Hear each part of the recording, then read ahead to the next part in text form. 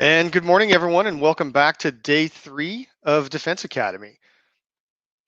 I'd like to thank everybody who joined us yesterday. We had a great discussion about getting to a phase 3 from Bill Robinson, Vice President of AFCEA. We had a nice discussion about AFCEA as an organization and whether or not it's worthwhile for a startup company looking to break into the defense, specifically in information technology industries, to join. And today, I'm super excited to present the agenda. So we are going to have, we're going to spend the whole day today with Chandler Hall from Sentar. For the first hour, we're going to discuss cybersecurity maturity model certification, CMMC, and what that might mean for you as a startup, particularly a startup who intends to go after an SBIR or STTR in the next year. And then we're going to talk about software integration. So that's basically FedRAMP and the ATO, Authority to Operate process, but it's how to get your software onto a DoD network. At this point, and of course, we'll follow that up at 1 o'clock with Epic Office Hours. Anyone who is registered for Epic Office Hours should have at this point received an invite to Sococo with their schedule attached to it. If you haven't done that, hit me in the chat or reach out to Caroline Tosbath. And now it's going to be my pleasure to introduce Chandler Hall.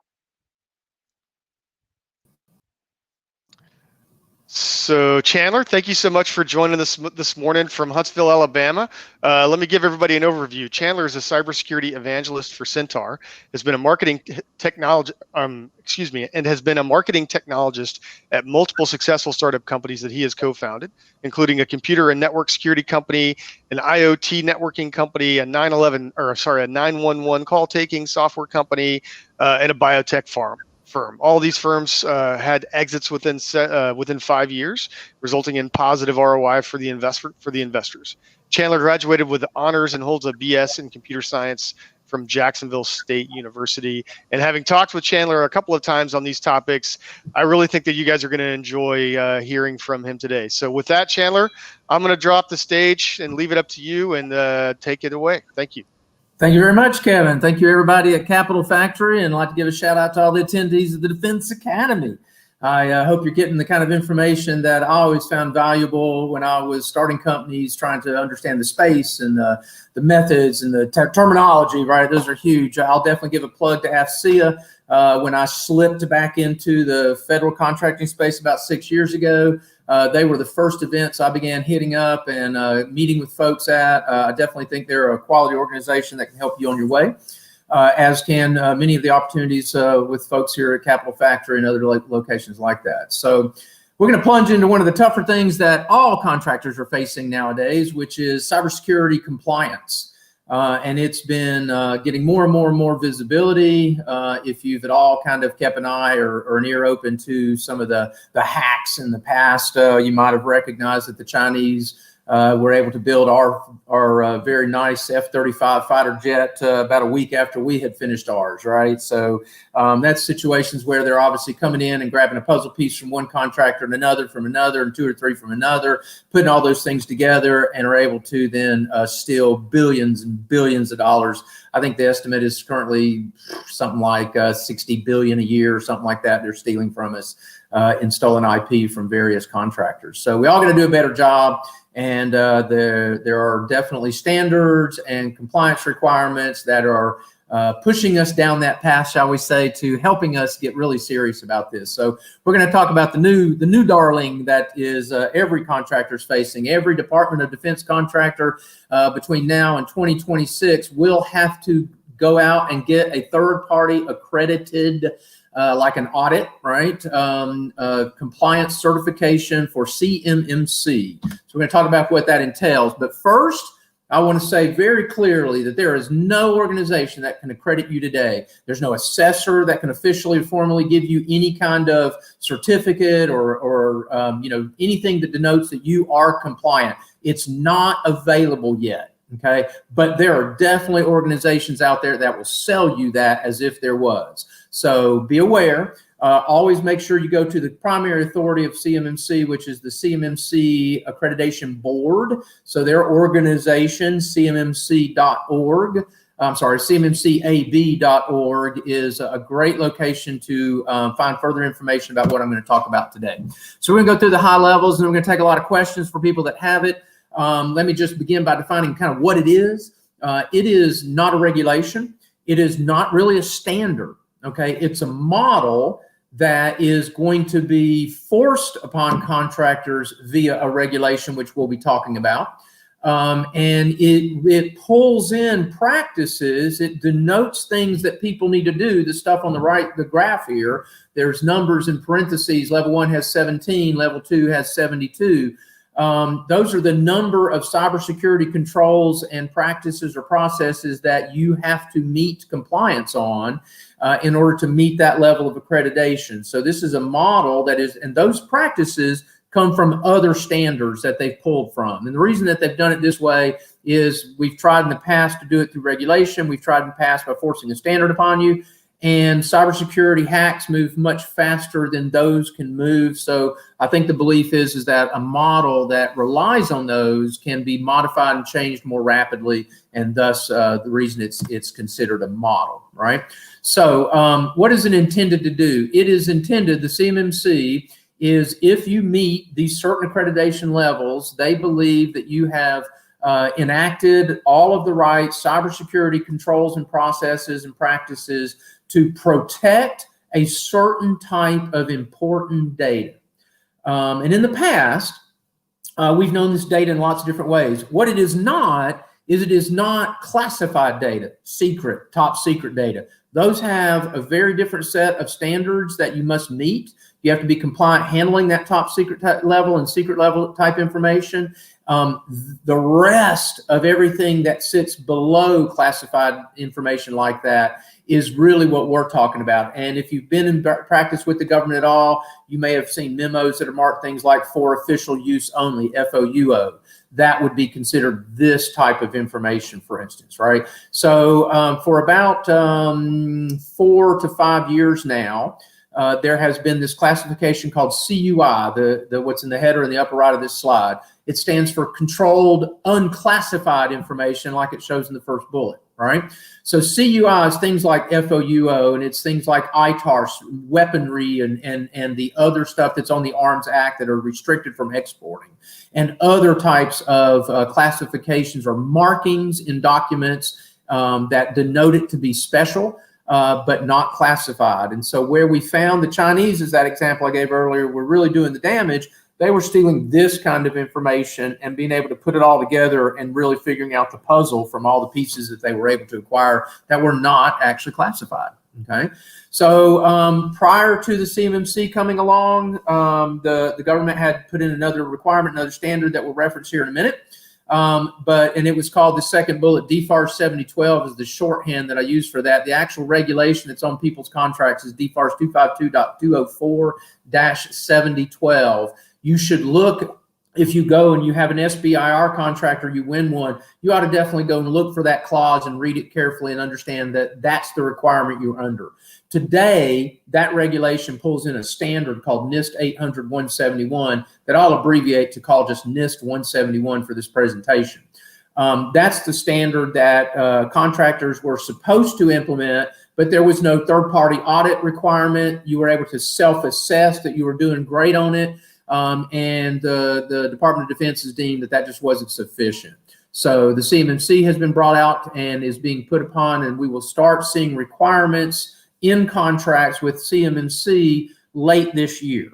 And what will happen is that DFARS 7012 regulation is currently being in a draft standard modification. Public commenting period, I think, is just now opening for that. Once they finalize that regulation, it will bring in the CMMC model as the requirement you must meet. Okay. So this is just a little bit about it. The FCI nomenclature is something new that's getting created by the CMMC. One big mistake the Department of Defense made about NIST 171 and the DFARS 7012 regulation in the past was it was a one-size-meets-all standard. Every vendor in the DoD was supposed to meet all 110 cybersecurity practices, which really was overkill, very expensive and difficult, and really not necessary for about 85% of Department of Defense vendors or contractors, because they did things like make U.S. flags for the Navy ships or Army boots for the Army men, right, and women. Not really something where there's a critical amount of technical information that foreign nation states want to steal. So by forcing that regulation upon a lot of vendors that didn't need to have it, it became more of a paper tiger, I think, and the government had to do something different. So the Department of Defense is now rolling this out. And so to solve that part of the big problem, they decided that there need to be lower level requirements, maturity level 1 and 2, which are not handling special controlled unclassified information, CUI, that starts at level 3, but are just handling kind of general contract information, where we'd like that stuff not to be like just printed in the newspaper. And so they decided they'd have a level 1 and a level 2 where you're just handling this stuff called FCI, which is federal contractor information, like it shows there in bullet number 4. So it's you can think of it as the stepping stones that you need to do to start getting involved. And at a minimum, if you're going to do any business with the Department of Defense, you need to be at CMMC maturity level 1. And so we'll take a look at what some of that is, right? So who has to get accredited? Well, I've kind of already alluded to that. Any DoD organization, any contractor, any vendor that wants to sell to the Department of Defense must at least get CMMC maturity level 1 accreditation. So that means you're going to have to implement about 17 cybersecurity controls, things like fancy passwords, you know, that kind of stuff, easy stuff, right? And then you will have to write a check to someone like a company like Sentar, who's in the business of doing assessments, audits, and accreditations of different compliance requirements. You will then find, and those organizations actually have an official name, we'll see further in the slide, called the C3PAO, and we'll talk about what that is. But you'll actually have one of those type of vendors like Sentar show up and literally audit how you've implemented those standards, and then you'll receive a certificate, which will be good for about 3 years, okay? You do need to worry not only about your own company, but if you have subcontractors that you flow work down to help you on the business you're doing, those folks also have to do that as well, okay? So really, you need to start looking at it as a team environment. Every team has to have the same, fundamental aspects of, they've got to be at least on CMMC ML1. So let's talk about what levels are required. This is yet another kind of slide. We're going to see a few of these kind of things. First off, we talked about maturity level 1 and maturity level 2. It really only involves federal contractor information. It's really just the communications between you and the Department of Defense and email, and maybe you still send letter stuff back and forth occasionally, which are really more probably contractual type information and not technical information like drawings of a missile or a jet, right? That kind of stuff. For companies that handle a very critical type of non-classified information called high-value asset, HVA CUI is even more critical to protect, and those push you into very difficult compliance levels of the CMMC model called maturity level 4 and maturity level 5. Only less than 1% of all Department of Defense contractors, it's understood, will need to be at maturity level 4 and 5. So hopefully, fingers crossed, you're not in that group. That's a lot of effort. But your program managers, the people that are really involved with the contracts that you're either hoping to win or you're talking to a prime, maybe you're looking to maybe come onto their team, they should be able to talk to you about what type of data they're handling as CUI. Listen for that high value asset part, because that's a metric that a small company might find very difficult to achieve early on. All right, so I mentioned that in the past there was another regulation and a rule. It was DFAR 7012. That rule will stay around. It will stay around. It will just be modified, as I mentioned, by the end of this year to pull in this new CMMC model. There are still going to be contracts that exist today that will not be changed. CMMC requirements are only going to be on brand new contracts. So sometimes you win a contract that has a base year with some optional years that typically the government will use. If it's out today, you're on your base year today, you have 4 more 1-year optional years, you will not see the CMMC requirement on any of those optional year contracts. It's been stated that CMMC will be on brand new contracts only. So if it gets recompeted, then you'll probably see it. Definitely if it gets in the 2025, 2026 range. And at 2026, all DoD contracts going out will require the CMMC accreditation. It's also believed that many more federal organizations will be requiring that as well. Right. So I talked about a company like Sentar is going to be the type of company you're going to go seek here on the third bullet. I mentioned it, called a CMMC third-party accredited organization. Think of them as your auditor. They are called a C3PAO in short. You'll actually go to that cmmcab.org website to look for a marketplace once those are available. And you'll hopefully find Sentar as well as other companies there that you can reach out to and have them give you a quote for coming in and doing your accreditation. That training for our assessors and the applications and such have just been started rolling out. They've not started training for our auditors and assessors yet. That starts on August the 31st. And we expect to be able to start conducting probably CMMC accreditations if Sentar is one of the first 30 companies they select to do it, which the odds are against everybody, right? With that kind of 30 only, with I think 400 have applied. So we'll see. But once those start rolling out, they'll definitely be rolling out for just 10 to 15 contracts over the next 6 to 9 months as they scale up the training across the United States and accredit more companies to be C3PAOs. That will actually then be scaled up. And I think the Department of Defense latest estimate is they expect 7,500 contractors to need accreditation by the end of 2021. I'm hoping that's calendar year because we're going to need those extra 3 months to get those everybody done that way, right? So start small, but it's going to roll out pretty quick after that. Why did they create it? I think I pretty much mentioned that a little bit earlier. Really, the DFAR 7012 and NIST 171 requirement and standard really fell short. They ended up allowing companies to self-assess themselves. That would be as if the IRS, which they kind of do, right, allows you to do your own taxes and turn it in. Whether you get audited or not, it's kind of a roll of the dice, right? And unfortunately, that means that you probably have too many people not doing their taxes 100% correct. That's not exactly something you want to have done in a Department of Defense supply chain if we're talking about cybersecurity. You want everybody to be compliant on the things we need them compliant on. And then, of course, it's important as well because if you have some companies implement really good cybersecurity and others do not, then they're going to have higher costs and they're not going to win the business. So you're going to end up giving business to the worst companies, not the best companies. So hopefully the CMMC is one of the ways to solve that regulation.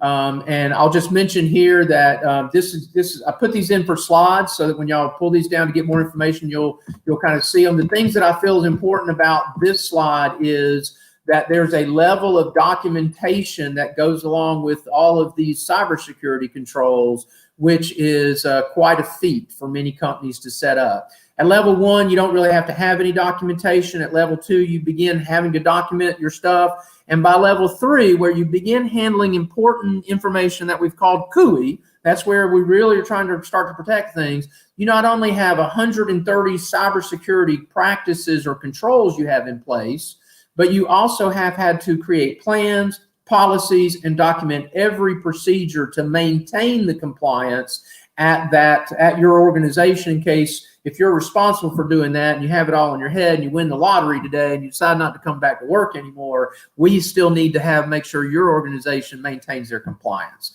So the documentation lift on CMMC level 3 and above gets quite heavy.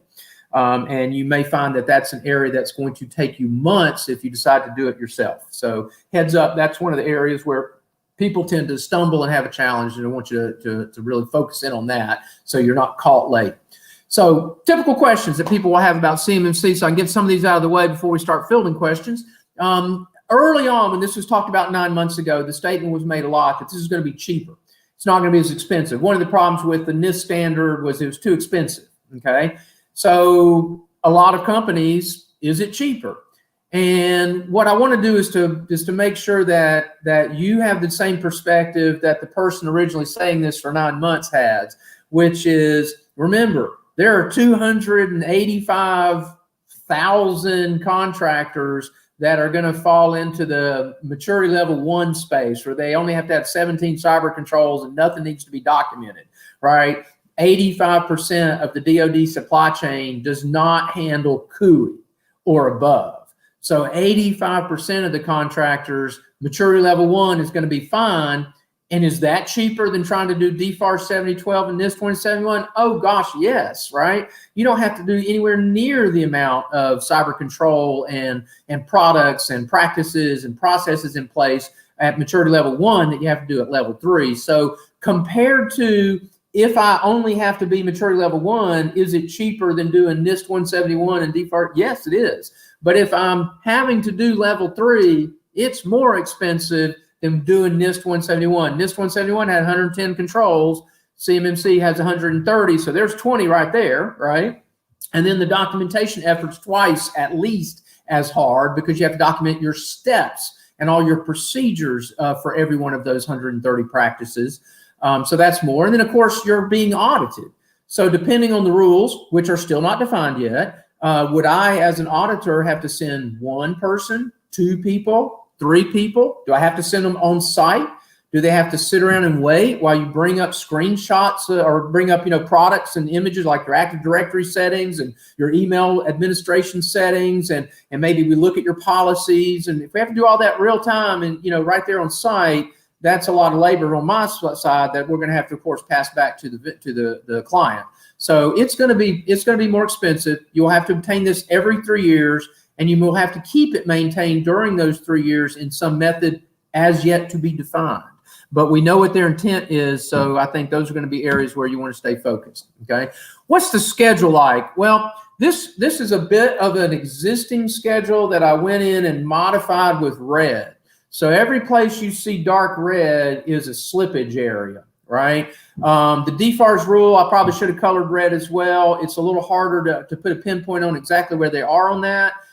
We have always expected this DFARS rule change will pop out probably before today, but it has not, and it's not going to probably pop out before October. So I would expect any dates that are in October and to the right will shift out as well. What we do know is my provisional potential CMMC update sliding out. This right here, provisional level 1 through 3 audits. Well, as I just mentioned, that should have started potentially in the original schedule in mid-August, right? So a week or 2 ago. Our assessors who have applied to be CMMC assessors, the official training doesn't now start until the end of this month. So clearly I can't do audits even starting in September, right? Probably maybe late September is a doable thing, but we know that slipped out at least a month. I'm thinking there's about a 2-month delay to their original schedule in general, right? So how's this going to roll out? Well, here's the cmmcab.org. You should definitely go take a look on that. They have moved that along fairly well. They've hit most of their dates. They are in the process, I mentioned on the second bullet here, of picking 30 companies like Sentar, hopefully, that will be considered provisional. That means temporary C3PAOs for the first 10 contracts. They call these Pathfinder contracts. We think that will affect about 1,000 contractors that will need to get accredited at levels, maturity level 1 through 3. The contract types, if you're worried as to whether you're facing this in this year or next year as opposed to 2025, 2026 type thing, are in nuclear modernization, missile defense, and SBIRs and STTRs, right? So everybody here in the Defense Academy had to have their ears just perk up, right? So yeah, they are really looking at that, and it's because you guys are doing, oftentimes some pretty advanced and quite interesting and innovative type research that we know the enemy would like to get a hold of. So we are all, Sentar does SBIRs as well, and we're all in STTRs. We're all looking at that to kind of see how that's going to go down. Now, obviously, if you're doing an SBIR in nuclear modernization or missile defense, I think you can pretty much believe that's going to be one of them, right?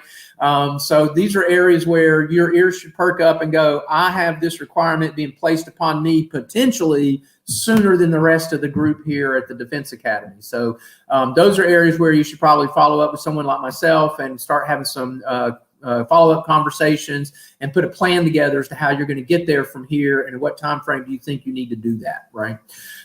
So who does what? What's going to go on here? There's going to be some terminology as you go over to the CMMCAB.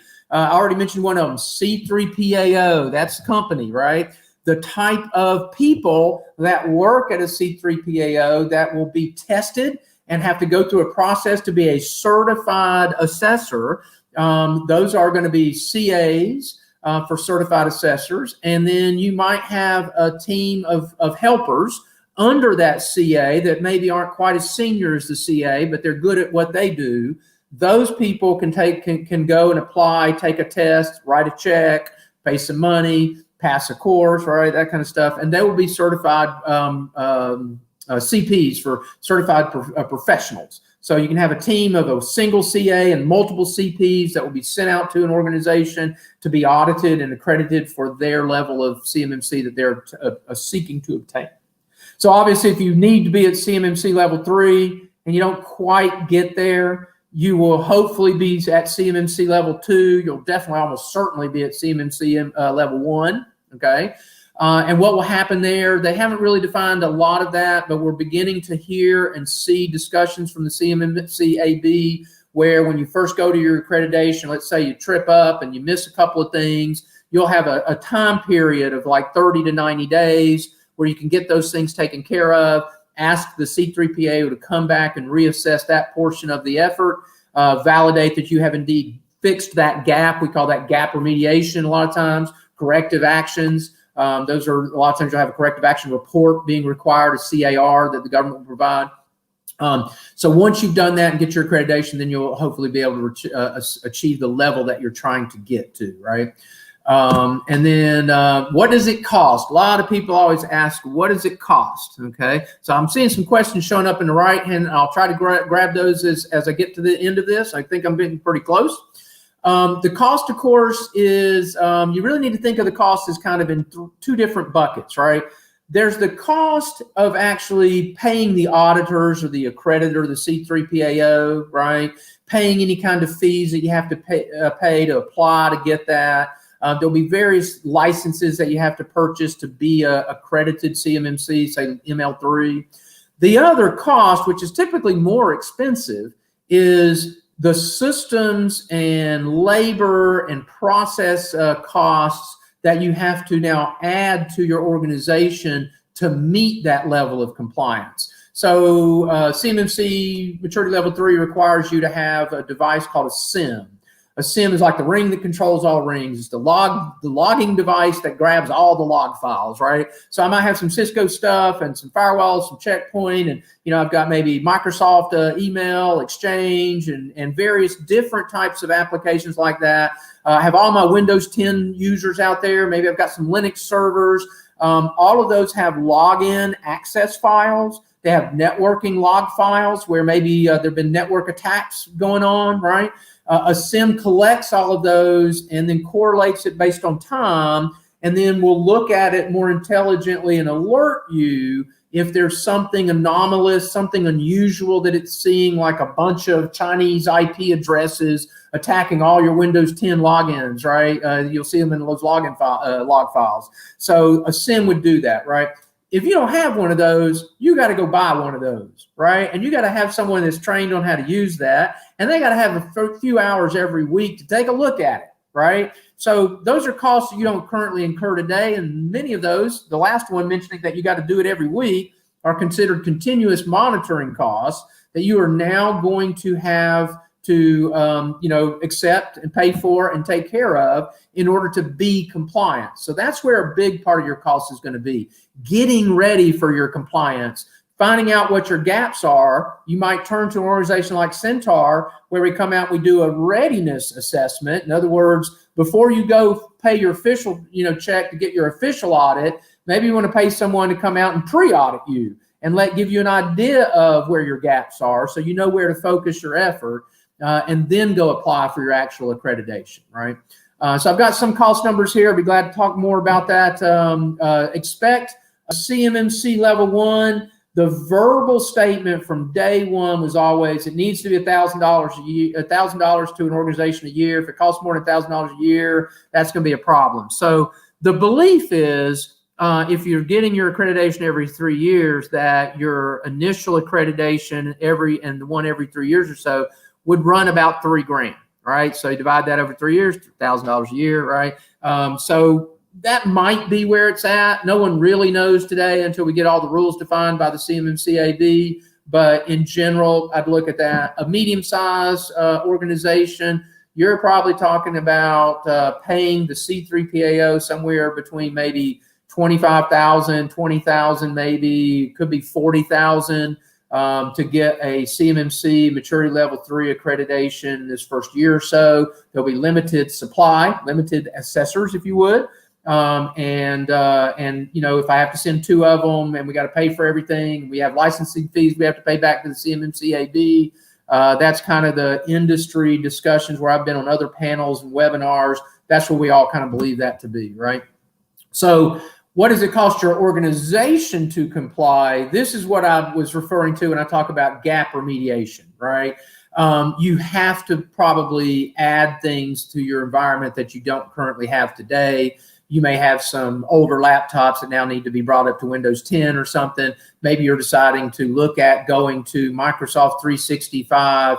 If you're going to do that, you're probably, if you're doing DoD work, need to consider their most expensive data center licensing, which is called GCC High, right? And the licensing fees for those scale accordingly. They're US based only, US citizens only. All the utmost highest security is applied on that data center. And the prices, I think, could be 40–50% higher than even just the commercial licensing. So there will be higher cost in terms of having your organization meet those areas. If you've already been looking at NIST 800-171, and hopefully if you've been doing, you know, because a lot of what that defines, while you have to do this stuff for government business, is good to do just as a commercial vendor in general.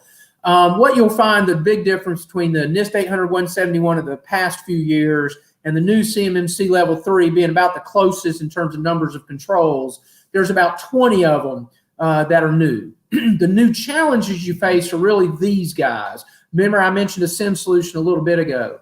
You have to do backups and you have to do restores, and they have to meet a certain type of encryption and be a distance away, and there's other things like that. A little higher level of spam and email and better security around that area. And then you also have to review any of your internally developed code, has to go through code reviews for vulnerabilities. And that can either be with a firewalled, isolated development group, so labor, you can throw labor at that problem. They've never seen the code. They're brought in to review the code before it's you know, maybe released, right, as a second set of eyes. Or you can invest in scanning tools that also help you do detect for vulnerabilities and generate cybersecurity reports and help you understand where you need to focus on code development to solve some of those problems and not get hacked, right? So that's another area that you've not had to do before. I'm leaving these slides in here. I'm not going to touch base on them except for just to talk about the header. If you have implemented SP 800-171, 110 controls, out of these new 20 extra controls, you're probably doing these 10. Right? Depending on how you did it, most cases, you're already doing these 10 somehow in some fashion, right? So, hey, now it's only really 10 you got to worry about, okay? Out of those 10, 5 of them, depending on how you did NIST 171, you might already be doing them. So there's a 50-50 chance you're already doing these 5. So now you've only got these 5 that you probably haven't done before, right? And so you can go back and grab these slides later and take a look at those. That'll help you focus on what you're having to look at. And then I'm just going to touch base on anything that has been the latest information. I think I've kind of covered as we've gone through these slides. I have in the next presentation areas where you can maybe get help, but these last few bullets here, you're a small business, you should look at your states. Texas has one, and I've got a link to it in the next presentation. You have a thing called a PTAC, and they can help you get your assessment or your accreditation. They may have grant monies available. They may have help in getting you ready for your accreditation, so helping you do your gap remediation, that type of thing. I think that that's about most of what I had. I think the latest bit of information from May was the scary part. If you're breached, your organization can be held liable, right? So the things that you should be doing today, you definitely should be implementing 100% of the existing NIST 171 controls. That's 110. and now start to work on those other 20 that I mentioned just in those few slides. You could consider what I said a little bit ago, is to bring in a third-party assessment organization like Sentar. My assessors are very busy this year coming in and doing these types of early pre-assessments. We basically do dry run audits, right? And make you go through an audit of CMMC so that you know if you're ready or not, right? This third bullet is kind of important. You can now go grab your CFO and drag them into your team, because they have a role in cybersecurity. And the CMMC Maturity Level 3, they have to have an approved CMMC budget plan, which shows all of the things, licenses and classes and reaccreditation costs, things of that nature. Anything that you have to pay for to maintain your cybersecurity compliance, they need to be able to produce on the audit, the accreditation. They need to be able to show how it's all pre-approved and budgeted. So that's something they probably haven't done before, so they now have a new task, right? And you need to start doing the stuff. A lot of people looked at it and went, okay, yeah, this is going to require me to every week monitor my log files. I'll start doing that when I have to, right? The problem is the requirement is that you're periodically doing something. And so when you go for your accreditation, if you can't show that you've been periodically doing it, but you chose to just start this month, you may not be allowed to be passed on that, right? You may have, no, you need to show me 90 days of that. We don't know the rules still, so we don't really know what will be required, 2, 3, 4 of those, but you better have at least 2, have more than 1. If it's periodic, that would be more than 1, right? So start doing that today and get in the practice of being a better cybersecurity organization, right? Create the paper trail. If you can't show it, if you can't document you're doing it, you're not going to pass the audit, right? And that's where we found every company has had trouble, was they might have been doing the internal training that's required, but they weren't keeping the employee sign-up sheet that showed all the employees actually attended, right? So you got to have some way to prove you've been doing it and that you've been doing it in a repeated fashion, right? And that has got me to hopefully enough time to field questions. Kevin, did you see any that you think I should tackle first, or should I just scroll back? Yeah, well, we can work through these questions for sure. Let's start with Gustavo's question, which is, does getting on a gov cloud such as Azure, or I know AWS has their gov cloud space, does that take you from a maturity level 1 to a higher maturity level? I would say, in the way the question's asked, I would say probably not. It positions you to be at a much higher level, almost certainly, okay? And here we're referencing potentially Amazon AWS has what's called GovCloud, which is their higher security data center. And Microsoft, as I mentioned, has their GCC high version, right? They have a commercial, Microsoft 365 commercial. Many companies go out and buy that kind of by default, and then find out, oh gosh, I needed to be on GCC high. There is a midterm in there called GCC, which is considered state and local and really doesn't do anybody in the DoD space any good. You just think GCC high, right? If I am on one of those, there are probably multiple things in the 17 maturity level 1 controls that are now mostly taken care of. However, have you implemented virus protection on every laptop that's now using that GovCloud session, right? So there's going to always be something on the laptop itself. There's always going to be some processes that are dependent on the organization or the employee. So things like logins to the laptop, using a virtual private network when I'm sitting at home or at a coffee shop to get to that higher end government cloud type environment is a requirement. So you're likely to be much better cybersecurity. You're likely to be positioned to be at a higher level, but you're probably not immediately at a higher level, not even at one. Right. Yeah, so I think that's an important distinction, right? So the CMMC level certification is a certification of the company, not a product. So you may have a software product that it may be in a Kubernetes container, it may be on platform 1, it may be whatever. I mean, if you're building a software product for the Air Force and it's going to live inside platform 1, which is a certified government cloud, it's going to be at a product level secure.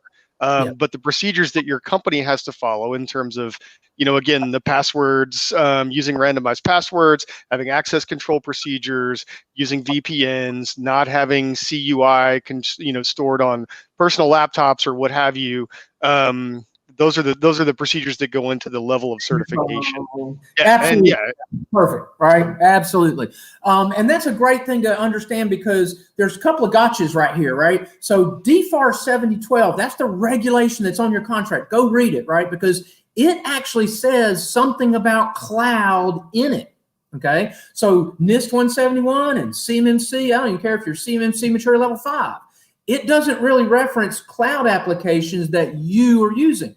What are those? Well, Microsoft 365, that's a cloud application. G Suite from Google, that's a cloud application. People do their timesheets as a cloud application. They might do project management with a cloud application. Here's where you're going to mess up. You're going to go to one of those cloud vendors and you're going to say, hey, I'm going to be doing business with the Department of Defense, and I've got to make sure that my cloud applications that I'm using, which is yours, meets this other standard called FedRAMP moderate. And then there's some other clauses they want to make sure that you as a cloud vendor will be willing to do for the government, like give over images of your devices if they want to look at a forensic investigation. So I need to know if you're FedRAMP moderate. And sometimes the cloud vendor, application vendor that you're using goes, oh, well, we're on Amazon AWS GovCloud, which is FedRAMP moderate. So we're good. You're okay. That's not true. Okay. That just means Amazon's parts are all good. But the application on top of it has to also go through a very, very rigorous process to get what's called FedRAMP moderate accreditation. That's a worse accreditation than CMMC by far. Okay, hundreds of thousands of dollars in a year and a half for some companies to do that, right? So if I'm that cloud vendor, and what I'm here to do at Defense Academy is I got a great cloud application that the Department of Defense Navy wants to use. Okay, my company has to go get CMMC Maturity Level 3. Okay, but my cloud application that I'm writing for the Navy to use is going to also have to meet a different standard, and that is going to be FedRAMP moderate. And that's a whole different story. We're going to talk some about that in the next presentation. Yeah, absolutely. I'm glad you mentioned that. So for folks who have questions regarding that, then remember the next block is about getting your software onto a government network and accessible from a government network. And that really is about that process that Chandler just described. So let's go on to a next question from Jack Elston of Black Swift. I love Black Swift and what they're doing, and glad that they're part of Capital Factory again. Hang on, actually, there was something else I wanted to say before I get to this question. All right. So if you have questions about integration processes, particularly for AWS GovCloud or for Azure, we have two mentors at Capital Factory. For those of you who are Capital Factory companies, I strongly recommend that you get into Union and you seek out Rich Julian from AWS, who his role within the company is to help startups understand how to access AWS GovCloud, and they have some cloud benefits associated with our accelerator. And likewise, Colin Jones, who is the startup ecosystem liaison for Microsoft, specifically working in their Azure space. So either one of those two individuals, and Brian can probably throw their names up in the chat, Rich Julian, AWS, and Colin Jones of Microsoft. Seek them out. They're in the Capital Factory ecosystem, and they would be certainly glad to talk with you about those processes. So now back to Jack Elston's question from Black Swift. He says, we are exclusively Linux cloud-based. Any idea if these requirements will be platform and implementation agnostic, or are they going to unfairly push certain vendors such as Azure or others? Yes, definitely have ideas about that. And I think today there is definitely two camps. There is the camp that absolutely believes that the CMMC requirements are unfairly stacking the deck only in the favor of Microsoft. My analysts, purely from a third-party agnostic standpoint, look at that and believe the math. We can understand the logic and why they say that's the only vendor today that meets certain levels of DFAR 7012. I'm going to say that we firmly believe, and there have been enough of the people involved with the CMMC AB development, that this will not stay in the belief that it is today. So today, I can point you to areas of the DFAR 7012 regulation that through various deductive research on the internet can say there is only one vendor that currently meets CMMC Maturity Level 3. And that's only because, and actually Amazon's got, it really is two today, Amazon AWS and Microsoft's GCC High. The real difficulty here is that there's clauses there that require those vendors to be willing to turn over images of their servers or the devices, if you would, that the government has decided they need to investigate for forensics. So if you get breached and you have all of your CUI in VDIs that are located on Amazon's AWS GovCloud, you can turn over your VDI images, but those VDI images sit on other, devices in the cloud, on OSs and on disk drives in those clouds, and it appears from the reading of DFAR 7012 that the government wants Amazon to turn those over. And for instance, G Suite, Google has said absolutely not. So you would say as a mail solution, as a file sharing solution, G Suite doesn't officially cut it, whereas Microsoft says if you're on GCC High, they absolutely will do that. So that would be one of those camps where, unfortunately, Jack, it appears today by people in the know that you have to be there. And you'll see a lot of blog articles and stuff of that nature that define that. I have also heard a lot of the CMMC AB verbal webinar presentations where I believe the change to the DFARS rule that is just now hitting public comment is going to clarify that and will broaden that a good bit so that there aren't just one or two vendors that meet this.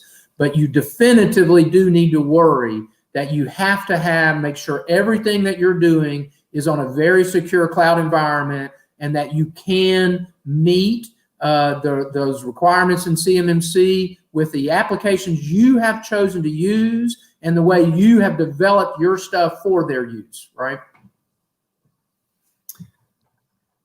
Okay, good stuff. So I think it's also important to note when you're determining whether or not these various cloud vendors for the DoD are set up so that your products, when they sit on their cloud layer, can achieve CMMC, certain levels of CMC compliance. The standard is evolving, and at this point, no one, as you mentioned earlier in your presentation, no one is actually CMMC level 1, 2, 3, 4, or 5 certified because there's no such certification process exists. We have a pretty good idea of what the standards are going to be, and that actually relates to this next question. But in terms of what's actually certified, no one is, because there's no official certification procedure and there's no repository to submit your certification to at this point.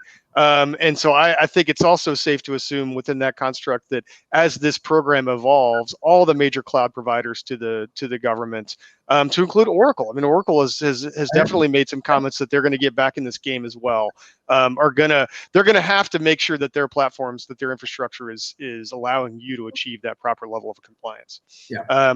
So now the next question deals with things with process and procedure and people versus technology. And can you give a rough breakdown or distribution of the cyber control categories? And I don't know if you published this chart earlier, but I've seen charts that break down the actual task steps by whether they're technology or procedural control or personnel or or training, because there's those categories. Yeah. So could you speak to that a little bit? Yeah, I will. And actually, that is actually a really good question. And I would say, just trying to roughly, it's probably 80% technology type cyber controls where you're literally doing stuff, using computers and network devices to maintain that compliance. Once you have deployed, implemented, and configured it correctly, it's the thing that's policing. And 20% reliant on processes and people. So things like at home right now, I launch a VPN before I do anything with the Sentar corporate or anything that has to do with my job, right? I need to be on the corporate LAN and doing it there. So while I'm using technology, and that counts in the 80%, it's a process that I have to know to start that I don't do when I'm in the office, but I do when I'm not in the office, right? So, do you count that in the 80, you count that in the 20, but I'd say about 20% of it are like that, process-oriented, things that you have to do. Almost all of them will involve some level of using a computer or network device to do it, but it is something that you have to go through. So, for instance, there are things like when you hire a system administrator who has, of course, the keys to the kingdom, So they have access to any CUI on any project, on any device probably. That hiring process now needs to add a background check. So financial, yes, I would do that. Commercial, absolutely, right? So now I've got a procedure that defines I'm going to do a background check of any individual I'm considering before I hire them to be a system admin. I'm going to reach out to this company, do a financial background check. I'm going to reach out to this other organization, do a criminal background check, and the results of that is going to hinge on whether I hire this person or not. So that would be, to me, a very process-specific task, which is one of the 20%. And I think that's about where it was. Fair enough. So here's an interesting question that I think really falls more, probably has more implications in the ITAR realm maybe than in the cybersecurity realm. But the question is effectively, are we going to need additional controls if we're taking our laptop overseas, or particularly to places where we're really concerned about unauthorized technology export, like China or Iran or Russia or some of those places? Yes, absolutely. I would suggest you don't do that. In almost all cases, I can't imagine there's any case where you should ever be taking any device out of the United States that has ITAR type information or data on it. The literal definition of ITAR is it can't be exported beyond the boundaries of the United States. So don't be taking it on a phone. Without an export license from the Department of Commerce, right? Yeah, okay, true. And that's where you then the question really becomes more granularly defined, which is, can I do it? And yes, and what do I have to go through to really do that? I will say a lot of vendors for this, a lot of organizations are now going with kind of a typical compliance scenario which utilizes the cloud. So for instance, if I use, as one example, Microsoft Azure, I decide to have ITAR limited information that I'm going to need to store and have access to. I will place it in my GCC High Azure file share. So it's got all the security around it. I will create and utilize a Windows 10 desktop image of VDI of my desktop will now be also stored in that cloud. And I will only take basically a thin client, nothing on it laptop with me. And when I get to wherever I'm going and I have the need to access that information, and legally I'm allowed to do that, my policies allow me to do that. There's my written processes I have to follow, right? I would then open up that thin client laptop with really not much but an OS and a VPN client on it.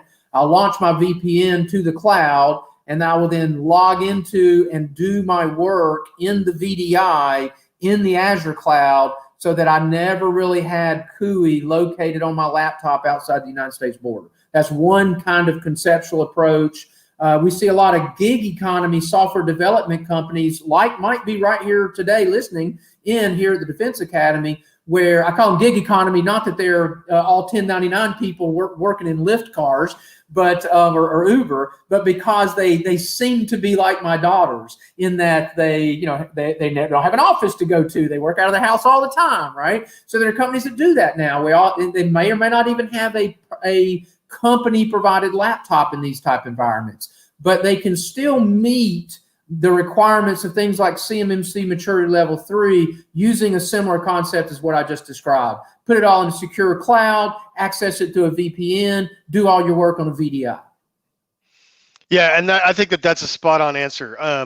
There's really two sets of questions that you're dealing with here. One is, what happens when I take my my device out of that secure environment, right? And that's no different whether you're removing it from your office and taking it home, or you're getting on a plane and traveling somewhere, with the exception of that US border restriction, right? So two basic things that I think about. And so we actually had some folks come in and help Capital Factory assess our co-working space, so that we could establish an environment in which our companies could achieve CMMC Level 3. And basically not to oversimplify it too much, because there's a lot of access control and procedural control and training, and network, CISO type of tasks that you have to comply with.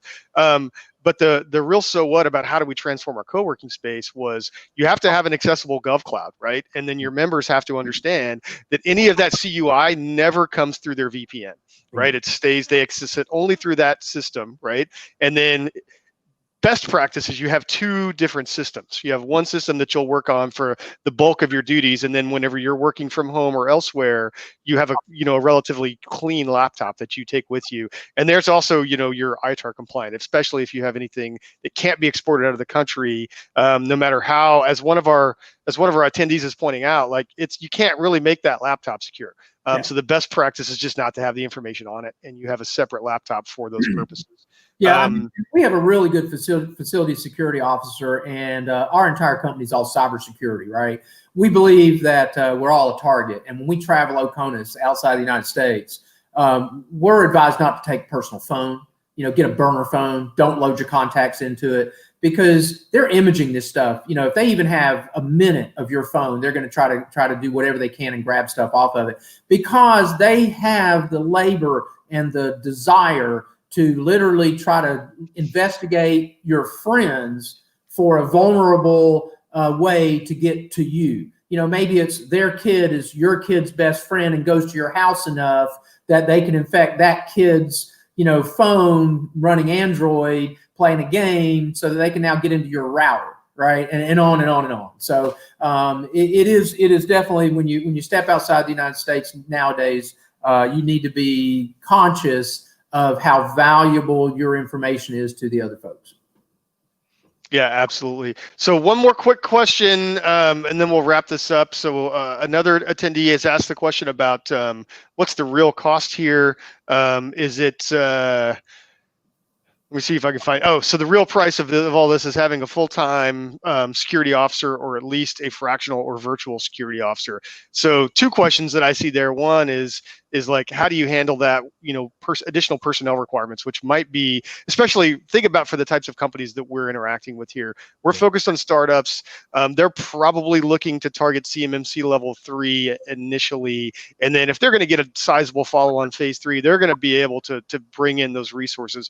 But for that, entry level phase 2 contract, if you will, where they're probably going to need to get CMMC level 3, and hiring additional headcount is going to be a challenge. So can you do that fractionally? Can you outsource that? And what's the real big cost that they should be thinking about to get to that level? Absolutely. So first off, I would say definitely, and I've been in smart startups, so I understand that, right? Marketing guy that I was always at, I was the IT admin for the year while they were building the product that I would then market, right? You definitely wear lots of hats. You can get fractional cyber CISOs, right? So you can get I call it, think about like rent a FSO, right? So there are a lot of smaller Department of Defense contracts around the Huntsville, Alabama area where I'm at, which all use one of 3 or 4 rent a facility security officer for that portion of the role, right? So they might only need a FSO for 2 hours out of the week. Okay. And so there are professionals that understand how to farm themselves out to be an FSO for your organization and that organization and this other organization, right? You can also find that. We offer that at Sentar. I know my other competitors offer, they'll call it something like virtual CISO. So you need a cybersecurity expert, but you don't need them 100% of the time. And as a startup, if you go find one, you're probably going to find a newer one because they're going to be cheaper and they're going to be with you about 9 months, and then they're going to go somewhere else for a lot more money. And we see that happen all the time, right? So I would definitely look into obtaining the cyber expert you need to augment someone in your company who's at least your primary IT person.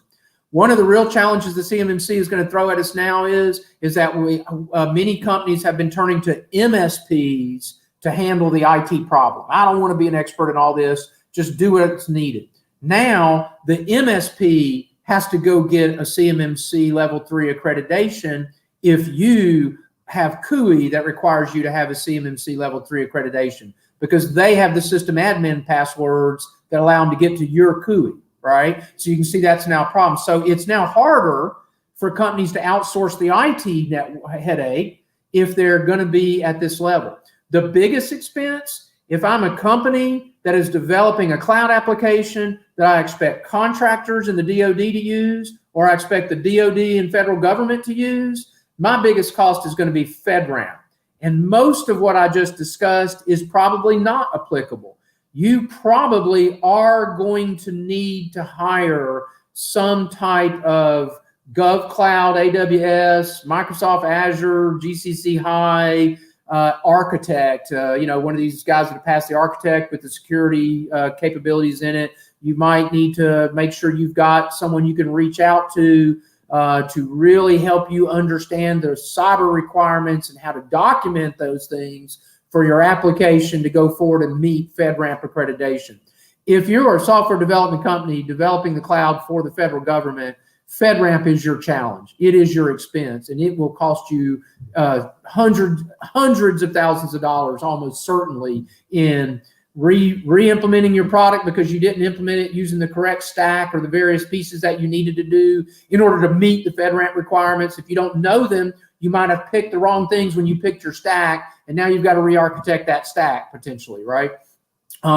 If you've at least picked the correct stuff, you've now got to document all that. You get to inherit a lot of the documentation from either Amazon or Microsoft, depending on where you built your cloud, but you still have to document your own procedures. And what you'll probably do there is you're going to go out to a company like a Sentar or a Coalfire, and you're going to say, I need to hire you to be my FedRAMP consultant.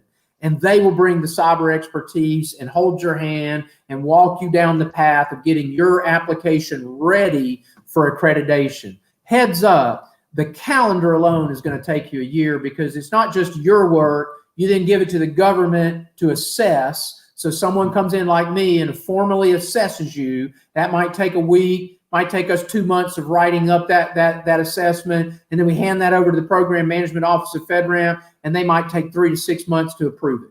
All right. So getting FedRAMP accreditation is your nightmare. Well, we're going to talk about that in a minute, but before we do, I want to ask you a couple more quick questions. And understanding that you cannot read the future, I don't think when we talked about your credentials in the beginning, I don't recall being a fortune teller or a future teller being one of them. But best guess for a startup, I'm going after an SBIR phase 1 on the 20.3 cycle. Contract will be awarded roughly by the end of November of 2020. Are they going to have to do CMMC? I don't think so. And if they do, it should be only maturity level 1, which should not be difficult or expensive. Phase 1 is really research and to so let's go on. So now we're looking forward to that phase 2. These same companies that are applying on the 20.3 cycle, they're submitting a phase 3 or phase 2 application roughly in February, March of 2021. Those contracts will be awarded in, let's say, June of 2021. What's your guess there? I think you have a 20%, 1 out of 5 chance that you will have to be CMMC maturity level 3 upon award. Okay. And so the third question that I have is, which tailors back to some of those things where you said you may incur a lot of additional costs if you're not already anticipating these things now, because you're just going to have to go back out and undo a bunch of things. So what are the top 2 or 3 things that you would leave these companies with taken away? So in that particular topic, Kevin, I would say if you haven't gone and bought Microsoft 365 commercial, don't do it. Because that's almost always the one that is kind of that reference is I bought these licenses for commercial. Turns out I need to be on GCC high. And that's a kind of throwaway of money. That's a forklift move, by the way, too, right? It could take months to get there, right? Depending on how much data you have in that and stuff. So I think that's probably one of a great example.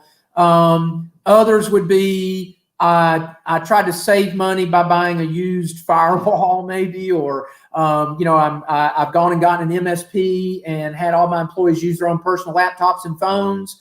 I've got a bigger headache, right? There's a lot more work to do there. Okay, good.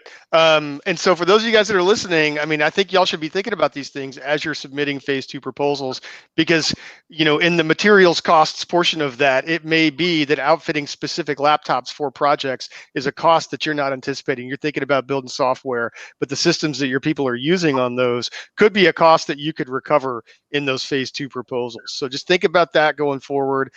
Chandler, thanks. We're going to take about a 7-minute break. I'm not going to come back and do another intro. We're just going to let you dive right in. So let's say we'll take an 8-minute break and we'll start at 12:12. Therefore, skipping the intro on the next portion.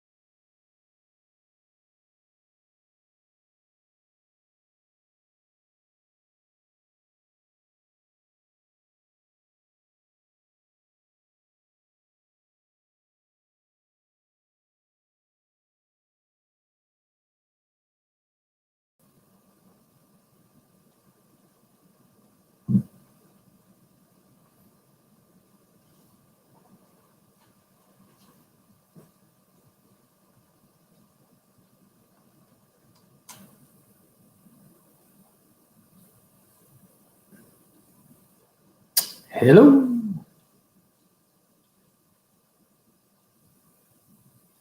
All right. Well, it looks like probably everybody's back by now, I hope. And in today's final presentation, we are going to be talking about, oh no, a federal agency really wants our software. What now, right? I hope there's a little panic when that happens, because there needs to be in the DoD space. In general, this is always a great thing, right? We've had a good idea. I've done this, right? Oh, it's a great idea. Everybody's going to need this. We start showing it to our contacts. They have a lot of interest. They bring in a gatekeeper who's wowed by what we have, and we get a green light. We're going to get business. We're going to win this contract. What do we have to do? And that part of the phase of going from taking that idea to the initial part of the market to saying, I've really got to sell, but I've got a set of requirements I've got to go through, can seem daunting, especially the large moat that sits in front of you in doing this with the federal government, right? So a little bit of a panic, I'm sure, too, right?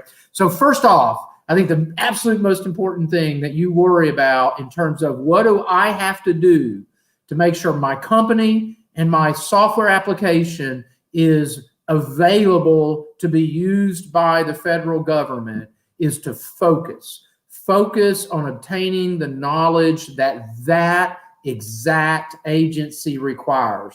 There are hundreds of federal U.S. agencies, and they almost all have a different regulatory or compliance requirement. So it is critical that you drill in, not just do Google searches of doing business with the DoD.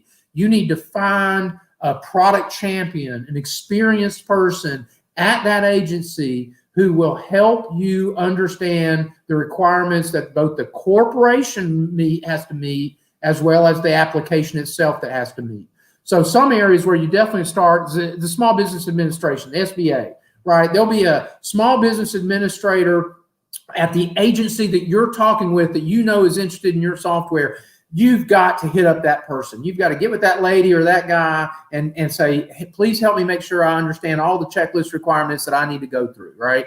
And if you're in the state of Texas and you're looking for technical assistance, you're looking for financial assistance, here are a couple of links in this presentation. When you pull this down from the Capitol Factory, the Texas Procurement Technical Assistance Center, that's a PTAC. There's a PTAC in most states that provide the same type of thing that the Texas PTAC does. There also, if you're a manufacturing organization, you're doing hardware, not software, you're manufacturing something. There are also these MEPs in every state, MEPs. For some reason, the Texas MEP is an acronym TMAC. I couldn't figure that one out, so I just put it there. But look for those kinds of organizations. You'll find people there that are willing to help. You may have to join them with a fee. But in a lot of cases, that is well worth it. I think we mentioned AFCEA in the last presentation. And then yesterday, that's actually another great organization to start with. Folks in AFCEA can help you, especially if they're AFCEA, they joined when they were with, say, the Air Force in the agency that you're trying to get your software into. They might have the experience that you need in terms of real, rubber meets the road type experience, right? So, and then of course, turn to people like the folks here at Capitol Factory, your local city chambers, and other folks to understand and develop a checklist of the knowledge you need to know. So first, go figure out what it is you need to do exactly for that agency, right? And we're going to talk about some of these right now, okay? I used a kind of a heat map coloring thing. Green is maybe easy. Blue is not so hard. Orange is getting hard. Red is probably really hard, right? So I just want to kind of talk about, you've got organizational structure requirements, right? So literally, if you are owned by a foreign non-U.S. citizen, you've probably got some work to do there, okay? There are going to be certain situations where you can't have that ownership if you're going to sell your stuff to the DoD, as an example, right? You may or may not have to have a specific type of accounting system. At the SBIR level 1, level 2, it's unlikely, but there's going to be a point when, if you are trying to do certain types of things, you're going to have a certain accounting system that is auditable and meets the standards of the federal government. There are manufacturing standards, quality standards that you may have to meet. If you're a software development organization, and most of us are here in this presentation, CMMI, not to be confused with CMMC that we talked about in the last session, which we'll talk a little bit about here, but CMMI is kind of like the ISO 9001 manufacturing quality standard, but for software development. So for instance, Sentar does software development on contracts, and we are a CMMI level 3, which means all of our projects are managed under the same CMMI process umbrella. We do the same things in the same way to try to maintain some level of high quality that we believe is the level that we want it to be at in order to win the business that we need to win and be in those environments, right? So that's a corporate standard. That is something that you may want to attain. I would definitely look at your first, if you're doing a CIBR 1 or you're just starting your CIBR phase 2, you hope to get that. I would look at starting that project as a CMMI level 1 project. That means only one project. You have to do one project in your company. If you do it and you meet the standard, then you're CMMI level 1. You did it for one project. Then you've learned it. You know what you got to do, and you just replicate that for your other software development efforts, and then go and apply for your, write a check and apply for your audit at level 3, right? So that's a typical step. Sentar did that. We started off at level 1, recently went to level 3. And so that's something that corporation can do, right? I mentioned in the last presentation, facility security officers. You may have requirements of your actual physical security, your building, how employees access the building, how you monitor and track your employees accessing the building, if we still access buildings nowadays. I don't know if we're going to, right? But doing any of that kind of stuff where certain types of maybe the CMMC cybersecurity model, it has physical access controls that limit access to your IT equipment and things of that nature. So you've got to kind of look at both sides of that and go, if I'm going to meet DFAR 7012 or I'm going to meet CMMC level 3, I've got to change the way my employees are accessing the physical building.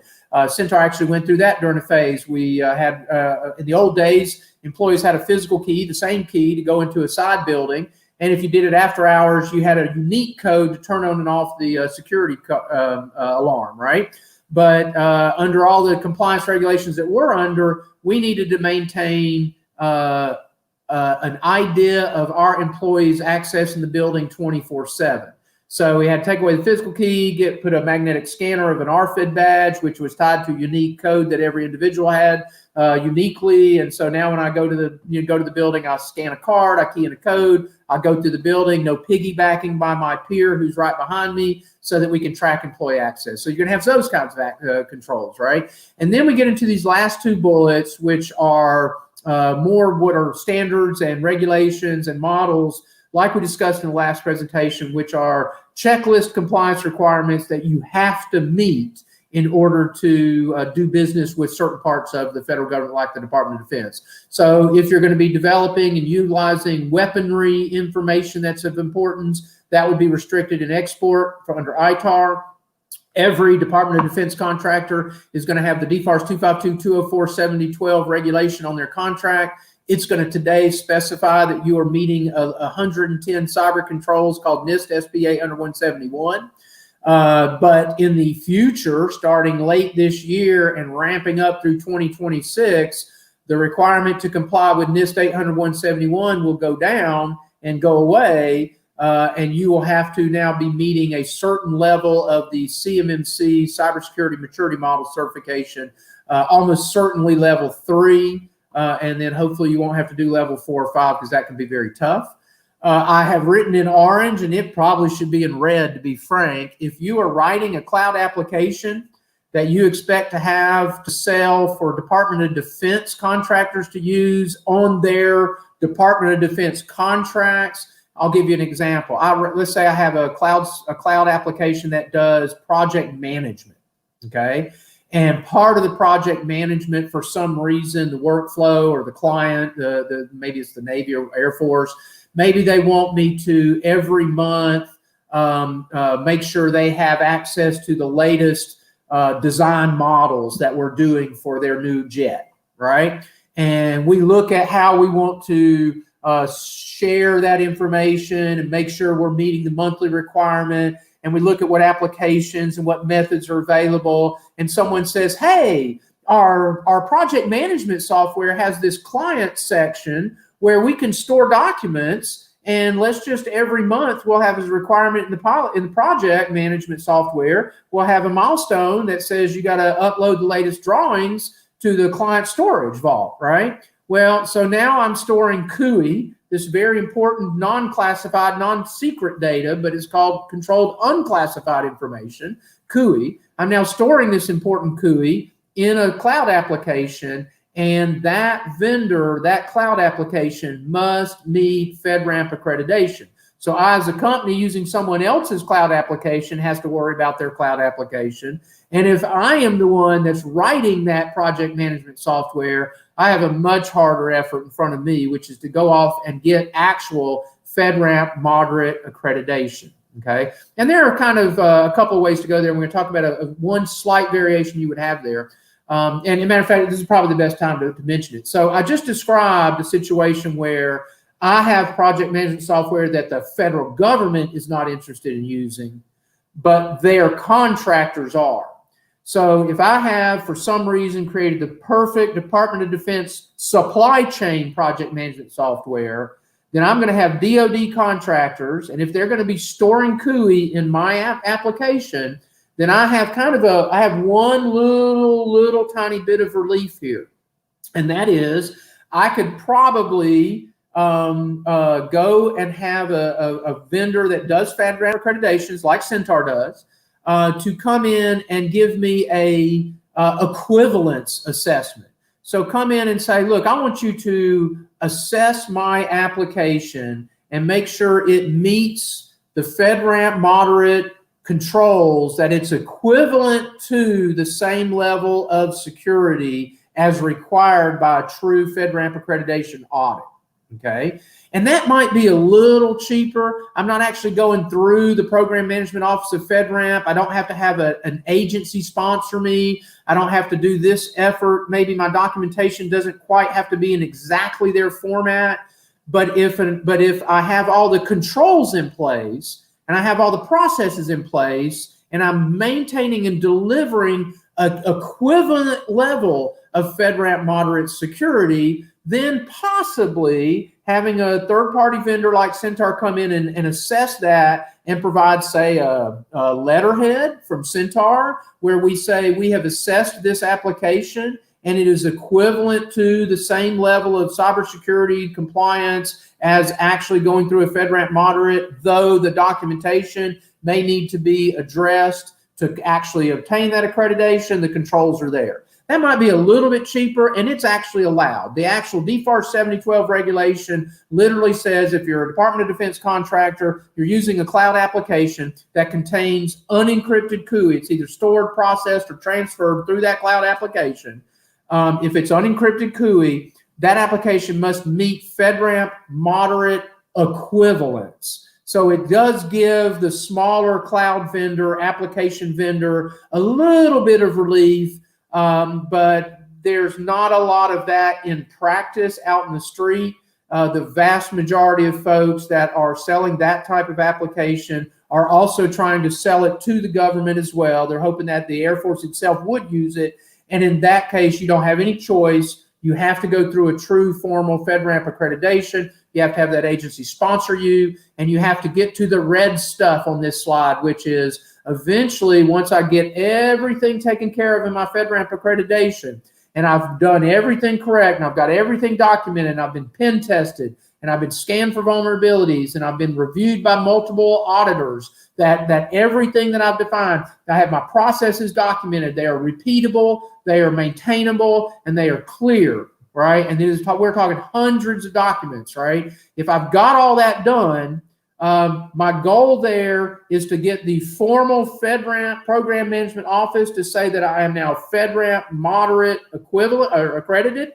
My name and my application and my company name will be placed at fedramp.gov under their marketplace on their website. So you can go look right now if you're using cloud applications and you're curious if they meet FedRAMP moderate, you can go to fedramp.gov right now and look for the marketplace in the upper right-hand corner. Once you click on that, go over to the left-hand side, because why not make you move around, and key in that name like, Google or G Suite or Microsoft or, whatever, Adobe, AutoCAD, right? Key those in, see if they have FedRAMP moderate.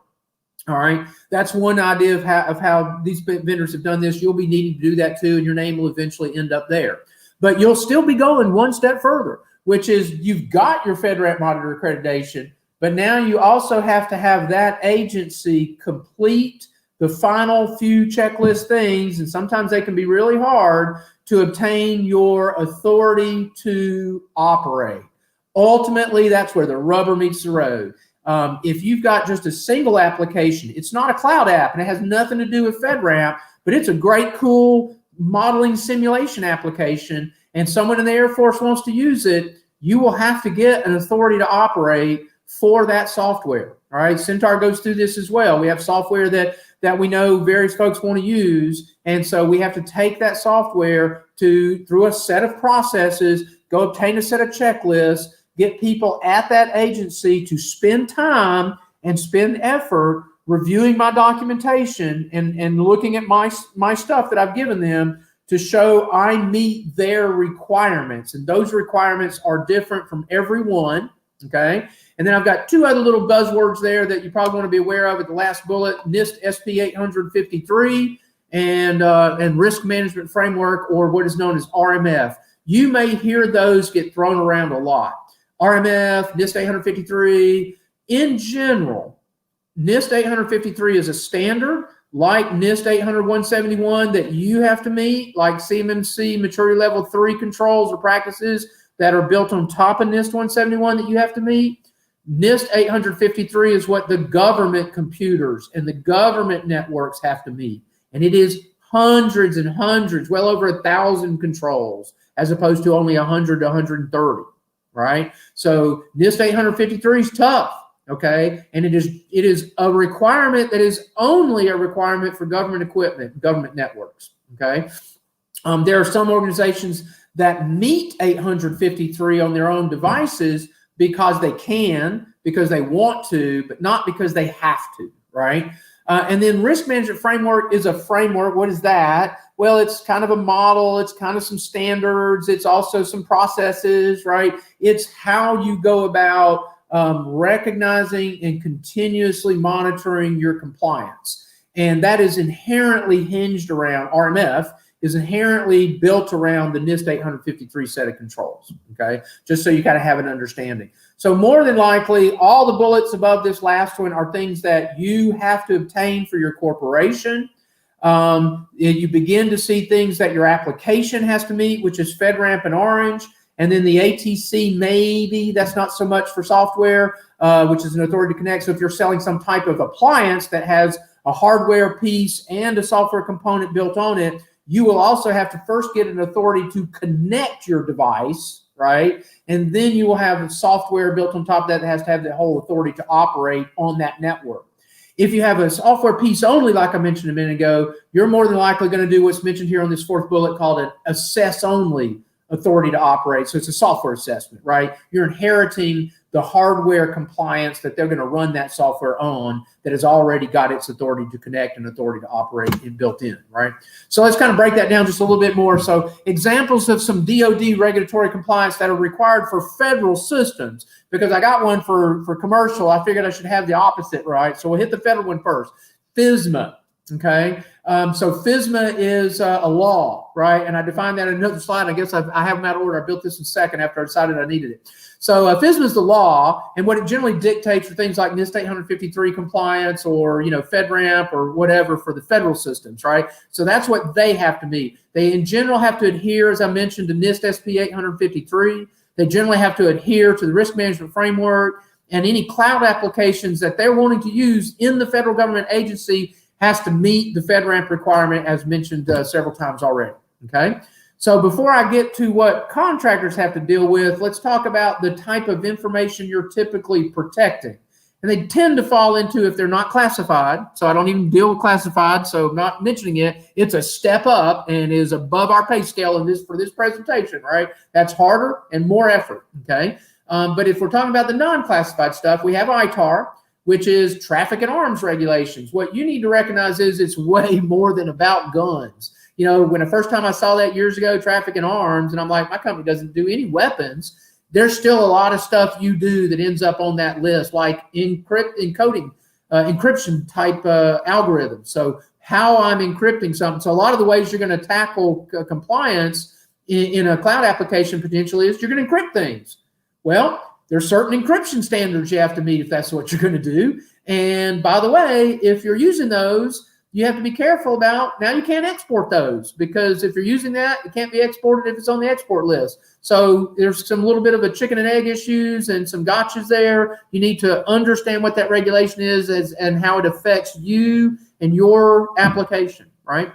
The other two types of contractor type information is the actual information that is exchanged between the DoD agency and you. You're the supplier in this phrase, right? So whatever the Department of Defense and their suppliers exchange back and forth that is not publicly available and not expressly marked for public disclosure, okay, those become what's now called federal contract information, which will be formally defined in the updated DFARS 252-204-7012 regulation, which is being modified as we speak. And it has a public commenting period that I think has just started and should be out probably October, November timeframe. So it will basically it'll say, hey, look, there's this next bullet thing called CUI. We're going to define what that is. And by the way, you can do a quick Google search on CUI registry, and you will find an application out there listed on the website you can drill into and do searches in, and it will define all sorts of types of information that is considered controlled unclassified information. So you're going to be able to easily, well, not so easily, but you're going to be able to determine what's CUI that you might have. And all you now have to do is go, well, I've got this data that's CUI, and any other communication that I do between myself and my agency that I'm working for is FCI. That's about the best way to figure out what FCI is. It's everything you're communicating back and forth that isn't CUI or classified, okay? Whereas CUI, a little bit harder. So a lot of people would go, PII, personal identifiable information, social security numbers, physical address, cell phone number of one of your employees, okay? Or maybe personal health information, information, blood type, my medical records, things of that nature, right? Those automatically seem to be CUI, right? That's important information. It is important information. It's critical information. You need to do your absolute best job of protecting your employees' PII and your employees' PHI, anything that you have of that nature that's in your HR systems, you want to make sure you're protecting those. And you want to do those because it's the right thing to do. But it isn't CUI. Government employee information is CUI. So Sentar has contracts with the Department of Health Agency, which manages health records of veterans and service people. And so their information, which is PII and PHI, that my employees have access to, that's considered CUI. My employees' PII, government doesn't care, not CUI. We care, we protect it the same way, but it isn't CUI. So that registry can kind of help you figure it out. They'll actually define it that way, right? It'll have the word employee, federal employee type thing, PII, right? So that will help you figure out. So source code, technical drawings, a carrier air conditioning franchise in Hawaii contacted me once to try to figure out whether they had to meet this DFARS 712 compliance. And back a few years back, it was kind of a game of, do they have CUI or not? A lot of us just knew, right? So we're sitting here trying to figure it out. And I'm like, you're not selling a special DOD air conditioning unit that's only sold to the Department of Defense. That's not it, right? No, sell it to the Pizza Hut, sell it to, Starbucks. I'm like, so it's not the device that you're selling. How do you get your work? Oh, well, we need to make sure we're giving them the right size stuff. So they send us the HVAC drawings of the buildings. I'm like, Bruce Willis, Die Hard, CUI, right? Had a foam fabricator company that just does shipping foam, right? So, the foam stuff, you get really cool stuff that's all cut out. You can pull the object out. It's got its own little custom fit form inside the shipping package. Well, they do that for the Missile Defense Agency. So they know the exact shape of the missiles, right? They probably even have the dimensions in their computers. They may have the weight, where they're shipping the shipping container to might be important. Maybe I can determine that there's a ramp up occurring and there's going to be some military deployment because all of this MDA equipment is now being shipped over here, right? So all of that got exposed by just understanding, did they have CUI, right? So think outside the box sometimes, look a little bit further than you think you need to figure out the type of information that you have access to in the business you're doing with your agency, and recognize that all things kind of key off of that, right? You put yourself in the perspective, pretend it's a coronavirus thing, right? You know, CUI is like coronavirus. If you encrypt it, you've now got a vaccine and it's hardened and you don't have to get infected by anything. And you can email it around all your, you know, phones and everything. And it doesn't matter because it's encrypted. As long as you're the only person that can unencrypt it, it's okay, right? If you use the right encryption algorithm, I should say, right? But if it's unencrypted and you email it around, then every place that little coronavirus CUI touched, whether it went from my computer, that's infected, down through my network switch, that's infected, across my firewall, that's now infected, you know, in my email server, that's infected, right? So everything's infected and all has to meet compliance of CMMC Lvl in the future. Today it has to meet compliance of NIST 800-171 and DFAR 7012 and on and on and on, right? So let's look at the software governance regulations and compliance. Oh my, right? So my organization is a GRC organization. I have a bunch of assessors who go out and assess against various standards, whether it's FedRAMP or NIST or ISO or CMMC or GDPR, right?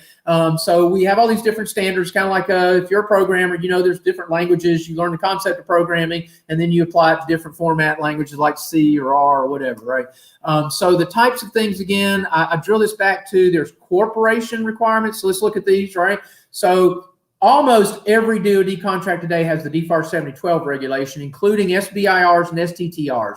You're under it today. You need to go look at it. You need to make sure that you recognize that, right? Today, it currently requires you to meet 110 controls and have some documentation, okay?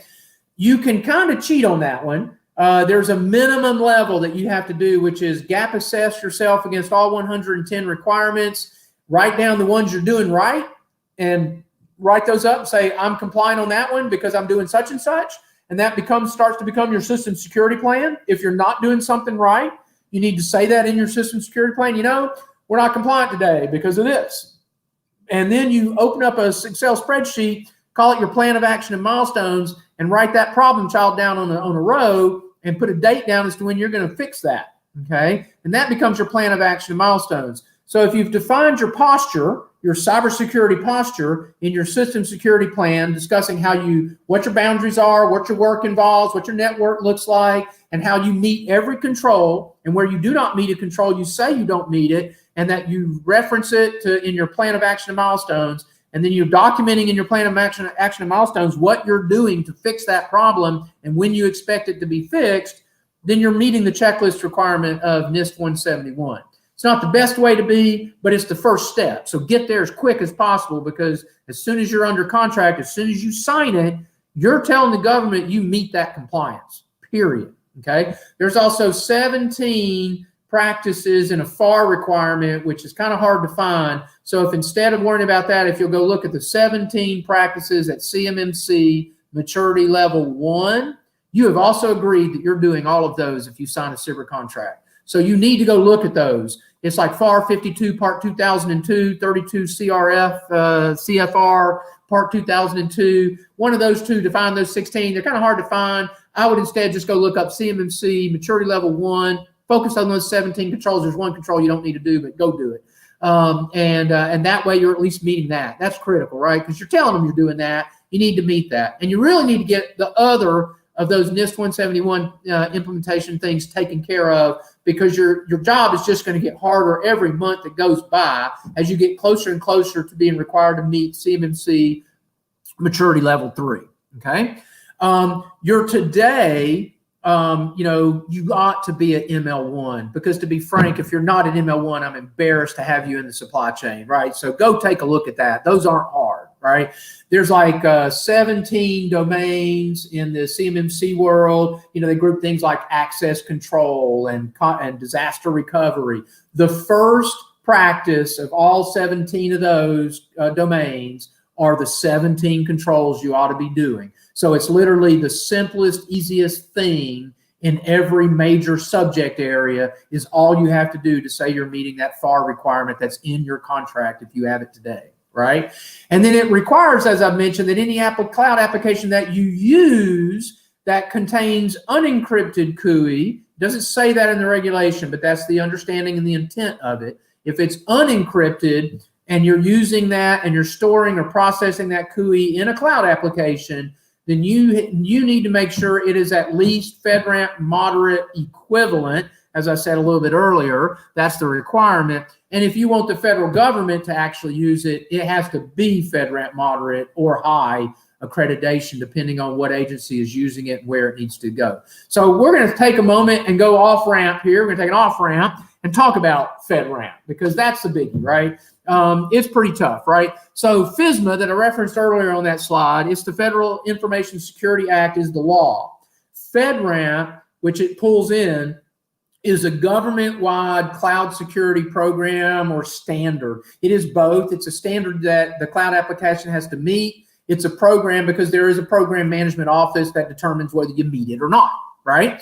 Okay, so it is heavily reliant on the same controls of NIST 853, but it also adds additional cloud-oriented aspects of controls or practices, right? And that is a large set of security controls that are intended to be done for systems, applications that the federal agencies are using, right? So this is where if you've got the best cloud application for doing something and the Navy wants to use it or the Air Force wants to use it, this is what your bogey is, and you need to go get FedRAMP accreditation. You should be talking to someone today, immediately, that can help you begin the journey, because choices you are making in designing your application today are potentially putting roadblocks to this compliance in front of you, okay? It is the most critical thing. I can't tell you how many times I've seen companies, engineers can spend months arguing over the stack, arguing over the pieces they need to be selecting and using inside their application. And there's reasons for that, right? But if you don't have a security person involved going, doesn't matter, doesn't meet this, got to meet this, your choices are A and B, you don't have any other choices, then you're not going to get there from here, right? So you need to understand that that's a daunting task. I cannot emphasize this enough, right? You want to bring on someone who can help you from the prep stage, the consulting stage that we call it, right? We're going to come in, so we do this for a consulting company, we come in and get them ready for their formal accreditation. And if I help you get ready, I can't be your one that comes in to audit you and vice versa, right? That'd be a conflict of interest, right? So you're going to bring in one company to say, what is it I got to do? What is this FedRAMP? They're going to help you understand it. They're going to actually scan your systems. They're going to help you build your list of equipment, your boundaries. They're going to help you understand the compliance requirements you're under. Oh, you do this, but you don't do that. So you don't have to worry about those controls, but you do have to worry about these controls, right? And now you got to document all that, okay? And then get all that ready. And now you then write a big check to a formal 3PAO, third-party accredited organization, a FedRAMP approved one that comes in and then literally audits you against that, right? You're going to give them all your documentation. You're going to have them access. They're going to pen test your environment. They're going to look for everything they can do to find findings that don't allow you to sell to the government. That's their job, all right? And then you're going to fix those, and you're going to ask them to look again. You're going to write them another check, by the way, and then they're going to try to find something else, but within that subset, right? And hopefully you've done everything correct this time, and you get your accreditation sometime after that, probably several months, okay? And you end up on the marketplace, and now you're free and clear. You can sell to that agency. You also need to go through the final steps of the ATO we'll talk about in a moment, right? So FedRAMP is a cloud application only, okay, right? If you're using cloud apps, you got one type of problem. If you're developing cloud apps, you got this problem, right? You need to, of course, if you're going to host federal data in a cloud application, that means contractors are using it. That means government's using it. If the government's using it, you have to go get this accreditation, okay? I kind of referenced back because I wasn't sure in the audience how many of you were actually doing cloud application development for the government, how many might be doing cloud applications for other contractors or just commercially. And so I'm kind of touching on the same subject in a couple of different perspectives, right? So again, if you want the federal government to use your cloud application, depending on the type of information they're going to store in it, notice there's a low, a medium, and a high. Okay, so I've been focused very much on FedRAMP moderate because that's the DFARS requirement for contractors.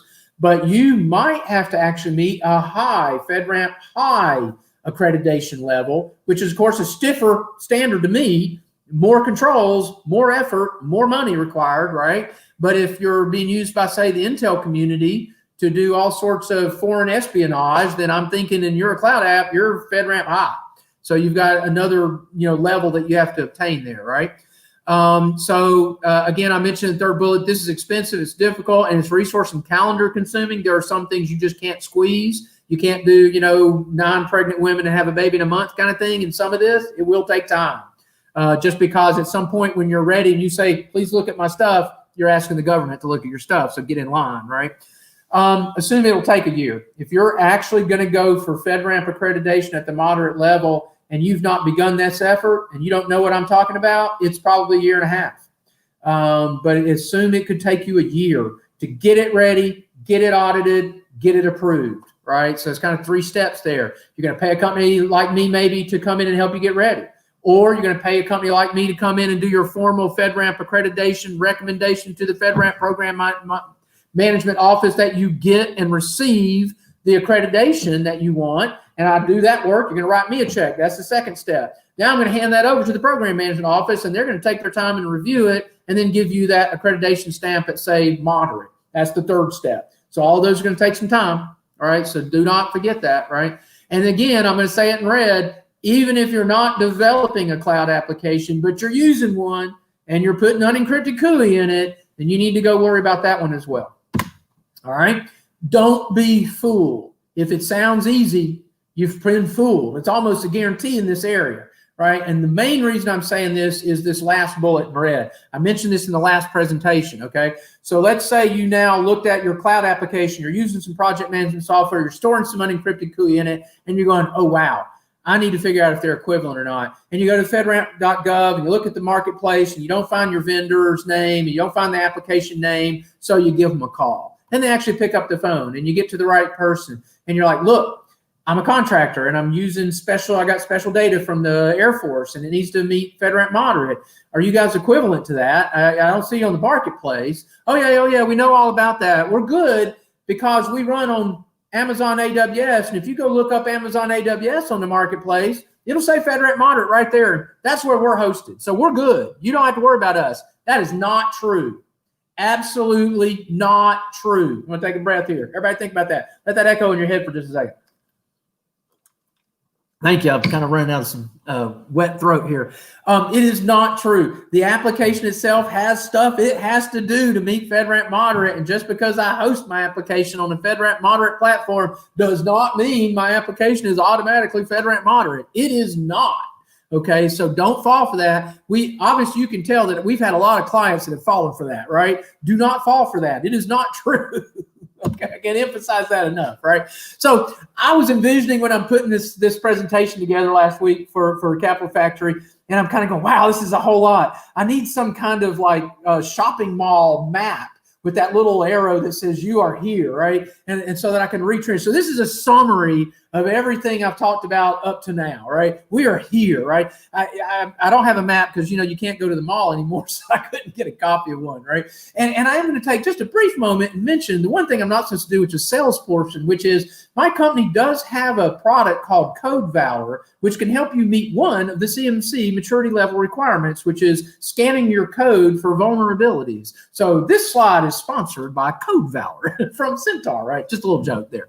But seriously, that's just kind of one of the things are. So let's talk about where we're at today. If I'm a company with a phase 2 Navy SBIR, I should have said Air Force, SBIR contract for software application, right? That will have CUI flowed down to my company at a minimum, right? So I have a software application, not necessarily a cloud one, just I write a software application, but there's going to be important data that's given to me, and it's going to be emailed to me. It's going to be stored on my systems.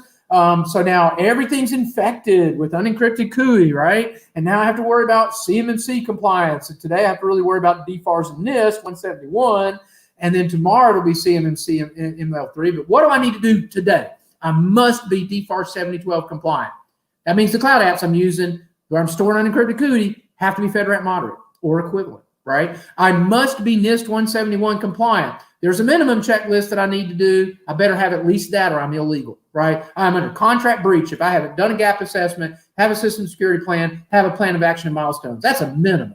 You've got to have that, right? You must have 16 of those practices from that FAR area implemented. And I'd say that in the next bullet. So must be using cloud applications, store and process good, meet FedRAMP, said that one.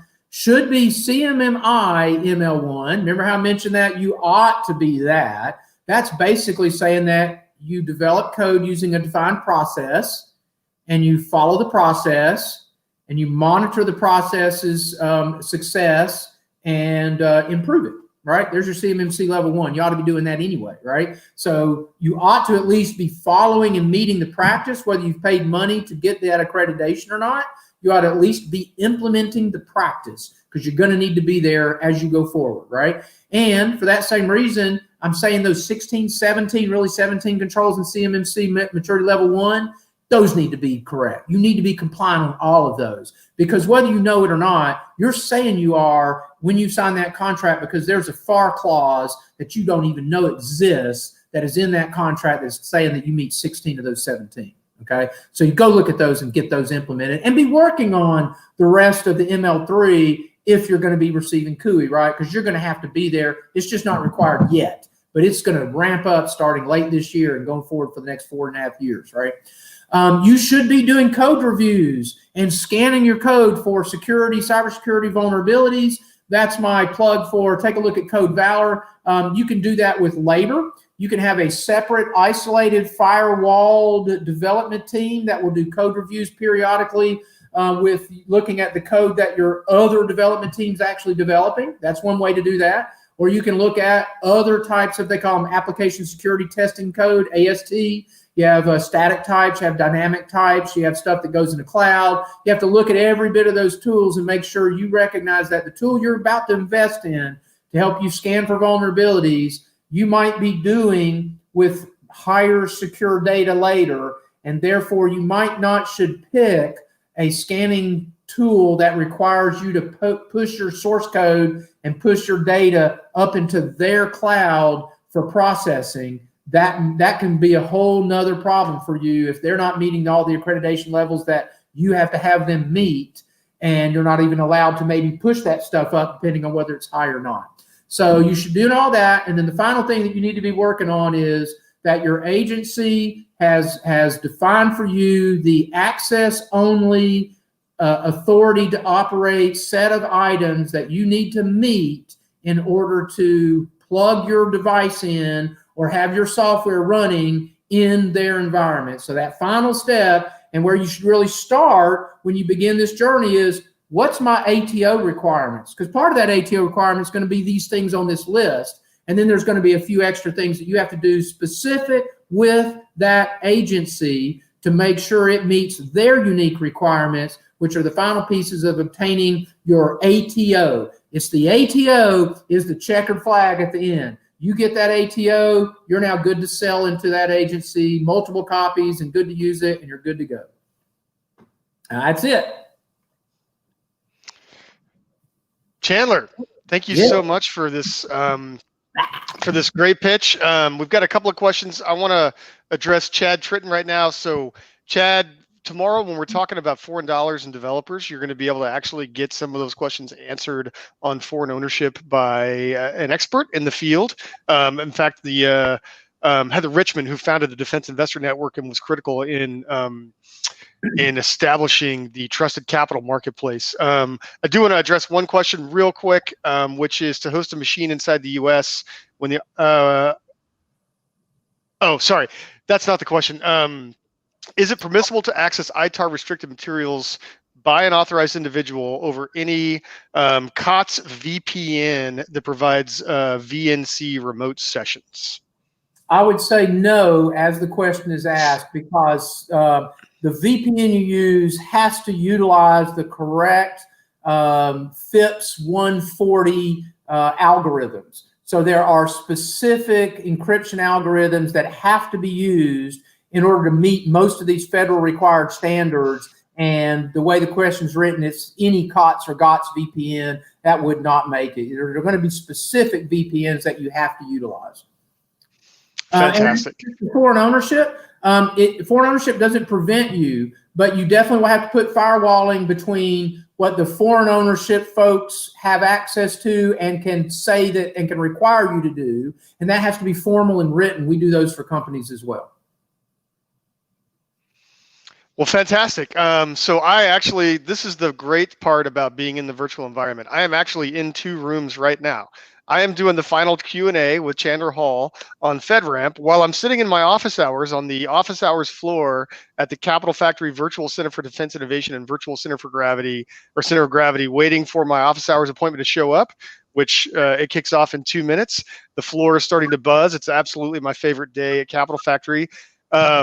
But you know what? I think I have a new favorite day at Defense Academy, and that's watching you, Chandler, talk about these 2 topics, which are not, let's just face it, these are not like really exciting topics. No, they're not. And I've never seen anybody talk about FedRAMP with the level of like enthusiasm and just pure joy that you have shown over the last 2 hours. Well, I've had to spend too many years learning it, so it's nice to be able to pass it on.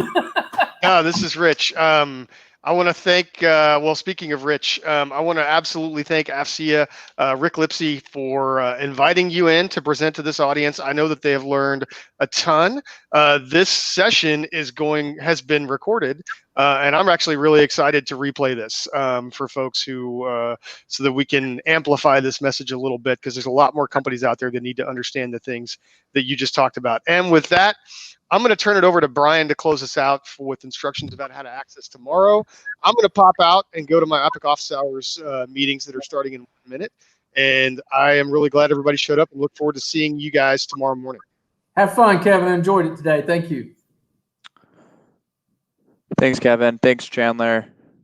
So we are 3/4 of the way through Defense Academy, guys. Really appreciate all of y'all's time. We have 1 day left, and that day is going to be quite the finale. Another full day of programming. We're going to hear from Jana Lewis from Northrop Grumman. We're going to hear from John Serafini with Hawkeye 360, and we're also going to hear from Heather Richmond with Defense Investor Network.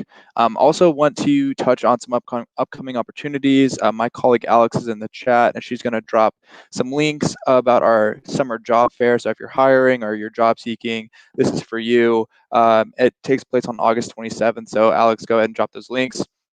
I also want to do a special thanks to Chandler Hall for 2 riveting hours of programming here. It was a joy listening to Sentar's presentation, and his links and his decks, because I know they're very detailed, will be in that recap email coming soon. And for that, we'll see you tomorrow for the 4th quarter of Defense Academy. Hope everyone has a great day.